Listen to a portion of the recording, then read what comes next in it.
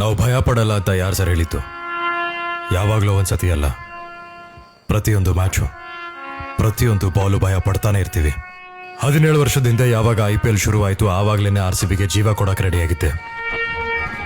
ನಾವು ಮ್ಯಾಚ್ ಗೆಲ್ಬಹುದು ಅಥವಾ ಗೆಲ್ದೇನೂ ಇರಬಹುದು, ಆದರೆ ಯಾವತ್ತೋ ಒಂದು ದಿನ ಕಪ್ಪು ನಮ್ಮ ಮನೆಗೆ ಬಂದೇ ಬರುತ್ತೆ ಸರ್. ಆ ದಿನ ಹೇಟರ್ಸ್ಗಳು ನಮ್ಮನ್ನ ನೋಡಿದಾಗ ಎಲ್ಲಿ ಅದನ್ನ ನೋಡಿ ಉರ್ಕೊಂಡೇ ಸಾಯ್ತಾರೆ ಅಂತ ಅನುಕ್ಷಣನೂ ಭಯ ಪಡ್ತಾನೆ ಇರ್ತೀನಿ ಸರ್. ಅವ್ರದೇ ಟೀಮ್ ಪ್ಲೇಯರ್ ಔಟ್ ಆದ್ರೆ ಖುಷಿ ಪಡ್ತಾರೆ ಸರ್ ಅವರು, ಆದರೆ ನನ್ನ ಭಯ ನನ್ನ ಜರ್ಸಿ ಗೌರವದ ಮೇಲಿದೆ ಸರ್.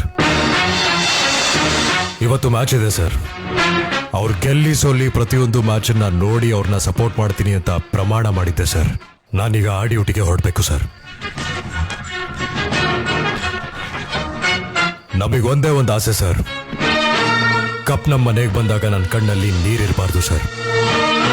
ನನ್ನ ಮುಖದ ಮೇಲೆ ನಗು, ನನ್ನ ಕೈ ನನ್ನ ಮೀಸೆ ಮೇಲೆ ಇರಬೇಕು ಸರ್.